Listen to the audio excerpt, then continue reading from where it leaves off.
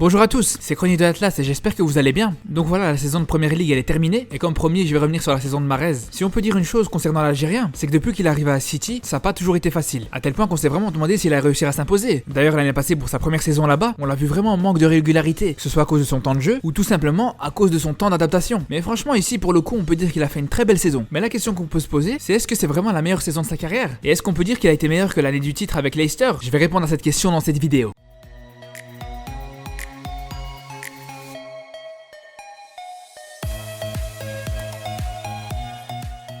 Bon déjà s'il y a une chose qui est sûre, c'est que depuis qu'il est à City c'est sa meilleure saison, ça y a pas de doute là-dessus. Et je sais qu'il y en a beaucoup qui vont dire que la saison de Mahrez, quand il a gagné les championnats avec Leicester, c'est une saison qui est indétrônable et c'est la meilleure saison dans la carrière de l'Algérien. Mais vous allez voir que c'est pas aussi sûr que ça. Déjà pour commencer, si on s'intéresse de près à ses statistiques, c'est vrai qu'à l'époque il a mis plus de buts, avec quand même 17 buts en championnat, alors que cette année il en a mis que 11. Mais il faut faire attention, parce que déjà il faut savoir qu'avec Leicester il avait beaucoup plus de temps de jeu, et surtout ce qu'il faut vraiment pas négliger, c'est que dans les 17 buts qu'il avait mis à l'époque, il y avait 4 penalties. Alors que pour ce qui est de cette saison, sur les 11 buts qu'il a mis, il a seulement qu'un seul penalty. Donc c'est vrai que ça montre qu'à l'époque de Leicester il a mis plus de buts, c'est vrai, mais c'est pas forcément par rapport aux buts qu'il a fait une meilleure saison ou pas. Et c'est pareil pour les passes décisives, il est sur le même ratio qu'à l'époque. Donc même si les stats c'est quelque chose de très important chez un attaquant, c'est même la première chose qu'on va voir chez les joueurs à ce poste, mais pour le coup si on se base sur les stats en comparant ces deux saisons, c'est tellement serré que c'est impossible de trancher. Par contre si on va plus loin que les stats, on peut se rendre compte d'une chose importante dans la carrière de Mahrez, c'est que depuis qu'il a gagné la CAN l'été dernier, il a vraiment pris une autre dimension. Parce que déjà cette Coupe d'Afrique, elle est arrivée vraiment après une saison très difficile pour lui, et même sa CAN en elle-même, il l'a vraiment commencé timidement. D'ailleurs il était moins en vue que des joueurs comme Belaïli ou Benacer par exemple. Et pour le coup ils ont réussi plus de dribbles que lui tout au long de cette Coupe d'Afrique. Mais bon ça n'empêche pas que Mahrez il arrive en Égypte avec un mental de leader. Déjà pour ceux qui savent pas, c'est lui qui a demandé à son sélectionneur le brassard de capitaine. Il sentait vraiment qu'il avait les épaules pour être le leader de cette équipe d'Algérie et on peut dire qu'il a clairement assumé. Parce que même si on peut critiquer le manque d'impact qu'il avait dans son jeu au début de cette Coupe d'Afrique, ça n'empêche pas que tout au long de la compétition, il a vraiment porté l'équipe sur ses épaules. C'était vraiment le premier à montrer la voie en matière de pression sur l'adversaire et de travail dans le jeu sans ballon en général. Et ça c'est sûr que ça joue énormément parce que quand t'as des coéquipiers comme Belaïli ou Bounedjah qui sont loin d'être des stars à l'échelle de Mahrez et que tu joues dans des clubs beaucoup plus modestes, mais que malgré ça, le mec qui joue à City en Première Ligue ou en Champions League, la star de l'équipe, voire l'une des stars du continent, c'était le premier à se battre et à faire le travail défensif. Donc comment tu peux imaginer que les autres qui jouent dans je sais pas quel coin perdu du Qatar, ils pourraient jouer en marchant? Donc ce rôle qu'avait Mahrez d'exemple de travail, il était vraiment important parce qu'être capitaine c'est pas seulement qu'il choisit celui qui tire les coups francs et les penalties, même si pour le coup là aussi il a assumé ce rôle. Et on est obligé d'en parler, le coup franc contre le Nigeria, il avait vraiment fait preuve d'un sang-froid et d'une maturité incroyable. Et ça je l'avais déjà constaté à l'époque. Par contre par rapport au coup franc, Mahrez il a été extraordinaire.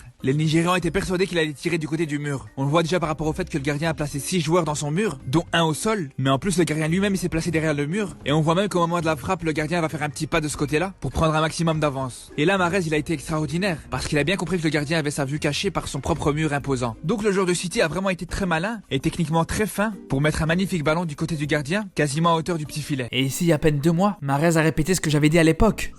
Il y a un truc qui est venu dans ma tête qui m'a dit Riyad, mets là en dessous du mur. Après, je vois le mec qui veut se mettre en dessous du mur, donc j'ai tout de suite, je me suis tout de suite dit vas-y laisse tomber déjà. J'ai regardé par-dessus le mur. Je me suis dit putain mais c'est quand même trop près, tu vois, faut vraiment que tu la fasses retomber, c'est un risque. Donc là après il me restait que côté gardien. Je voyais le gardien, tu vois. Mais je me suis dit, il va faire un petit pas quand même. Mais il y a un petit espace quand même là-bas, tu vois.